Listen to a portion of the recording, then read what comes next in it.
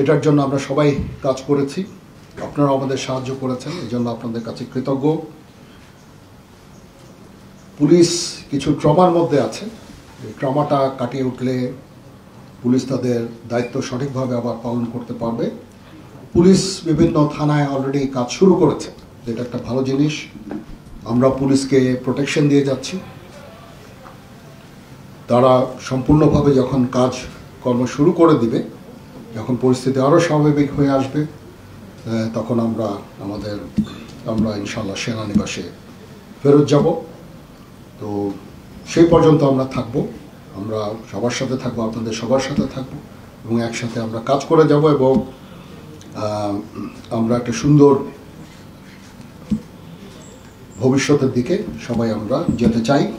একটা সুন্দর একটা পরিবেশ সৃষ্টি হয়েছে, এই দেশকে আমরা এগিয়ে নিয়ে যেতে পারবো।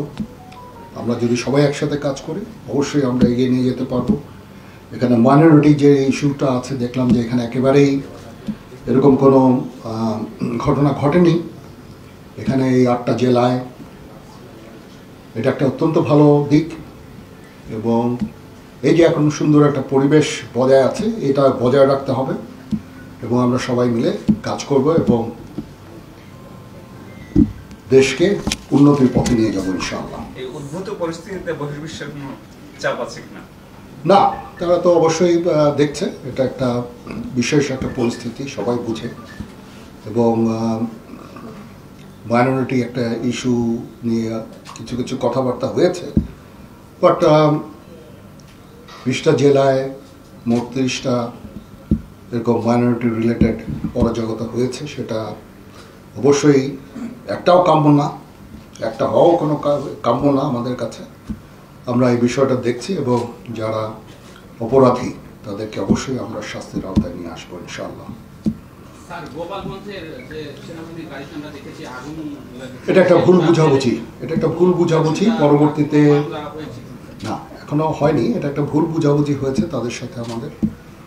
তো পরিস্থিতি এখন ওখানে একদম স্বাভাবিক, তাদের নেতৃবৃন্দ এসেছেন, আমাদের সাথে কথা বলেছেন, তবে তারা যারা এই অপরাধ করেছে অবশ্যই তদন্ত হবে এবং তাদের বিচারের আওতায় আনা হবে। কারো যদি জীবন বিপন্ন হয়, ধর্ম বর্ণ নির্বিশেষে, অবশ্যই আমরা তাদেরকে আশ্রয় দিয়েছি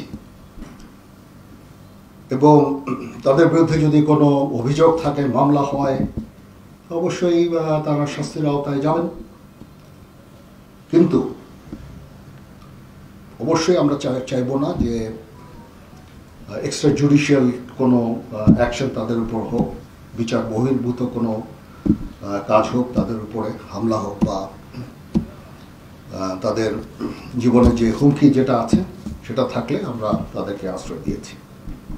যেই হোক, যেই দলেরই হোক, যেই মতেরই হোক, যেই ধর্মের হোক, সেটা আমরা করব। নানান ধরনের গুজব দেখি আমরা, অনেক সময় পোস্ট দেখছি এরকম যে 111-এর মতো সেনাবাহিনী কঠোর হবে কিংবা হচ্ছে যে অপারেশন ক্লিন হার্টের মতো কঠোর হবে, আপনারা আসলে এরকম কোনো সম্ভাবনা আছে? না, এরকম কিছু না, বা এরকম না। আমরা এই সরকারকে সর্বতোভাবে সাহায্য করব। সরকার কিছু সংস্কার করতে চাচ্ছে এবং একটা ফ্রি ফেয়ার ইলেকশন করতে চাচ্ছে, সেটার জন্য যে ধরনের যতদূর সহায়তা তারা আমাদের কাছে চাবেন সেটা আমরা করব। পুলিশের যে অস্ত্র আছে সেগুলো অনেকগুলো উদ্ধার হয়েছে, এখনো কাজ চলছে। আমি আশা করি যে সামনে এগুলো উদ্ধার হয়ে যাবে, অবশ্যই এটা উদ্ধার করা জরুরি। আমি আশা করব যে আমরা এই অরাজক পরিস্থিতির মাধ্যমে নিজেদের ক্ষতি না করি। একটা প্রতিষ্ঠান বা একটা কোনো ফ্যাসিলিটি যেটা জনগণের পয়সায় তৈরি, এগুলো যদি আমরা অগ্নিসংযোগ করি, ভাঙচুর করি, ক্ষতি আমাদের। সেই দিকটা আমি নিশ্চিত সবাই খেয়াল রাখবে এবং এই সমস্ত কার্যকলাপ থেকে, ধ্বংসাত্মক কার্যকলাপ থেকে আমরা সবাই বিরত হব।